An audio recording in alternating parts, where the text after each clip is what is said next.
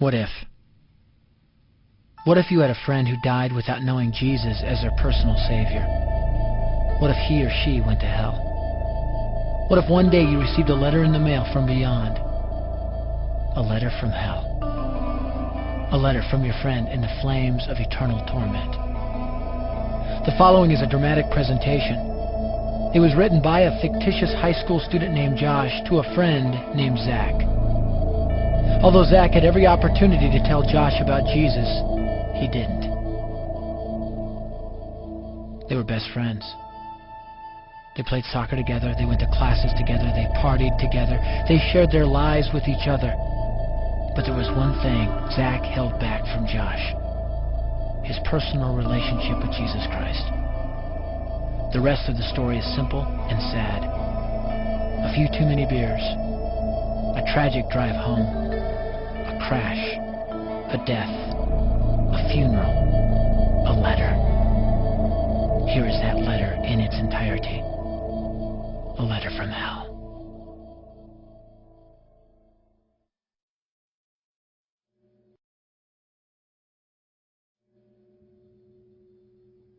Dear Zach,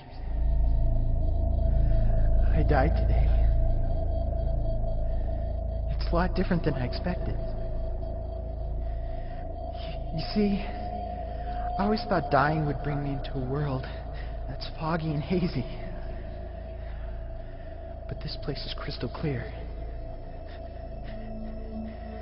It's even more real than my life on Earth. I can think. I can talk. I can even feel. Right after the wreck, I could feel my spirit leaving my body. It was the weirdest thing, Zach.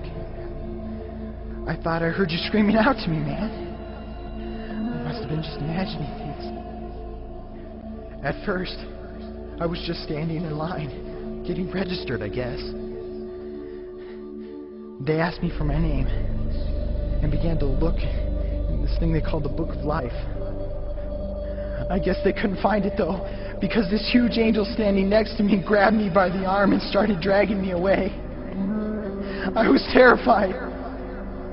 I had no idea what was going on. I asked the angel where he was taking me, but he didn't answer. So I asked him again. Finally, he told me that only those whose names were written in the Book of Life could enter into heaven. And the rest would be condemned to hell forever. Man, I was scared. The angel threw me into some kind of holding cell where I've been sitting and thinking for a long, long time. Do you want to know what I've been thinking about? I've been thinking about you. Zach, you're a Christian. You told me so yourself.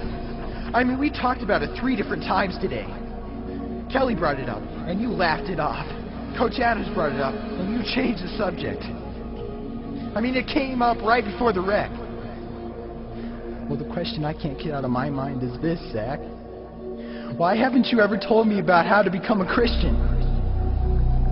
I mean, you say you're my friend, but if you really were, you would have told me about this Jesus and told me how to escape this terrible place that I'm headed for.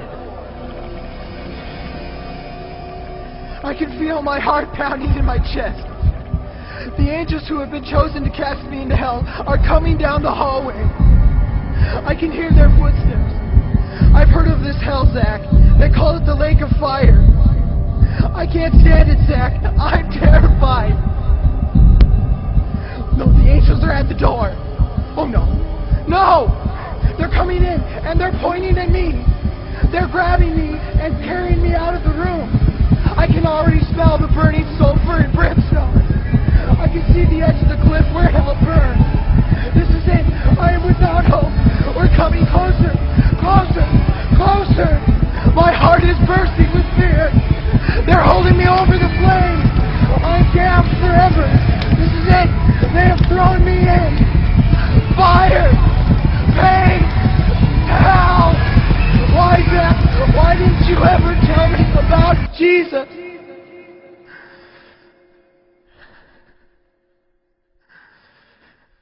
Signed, your friend, Josh. Your friend, Josh. P.S. Welcome. Wish you were here. Wish you were here. Wish you were here. Wish you were here. Wish you were here. Wish you were here.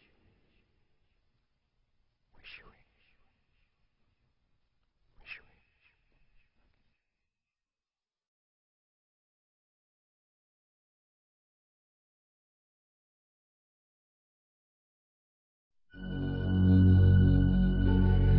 Don't bother me. Don't bother me with souls to save. I have my own agenda. There's school to do, sports to play, important stuff to attend to. Don't bother me with my friend at work. He's got his own religion. I don't have time to change his mind. He'll make his own decision. Don't bother me with that little girl, the girl playing in the street. She's much too young to understand that the Savior she can meet. Don't bother me with the sounds I hear, the sounds of people shrieking, although I wonder who they are. Who are these victims screaming? Don't bother me with who they are. I really don't want the blame.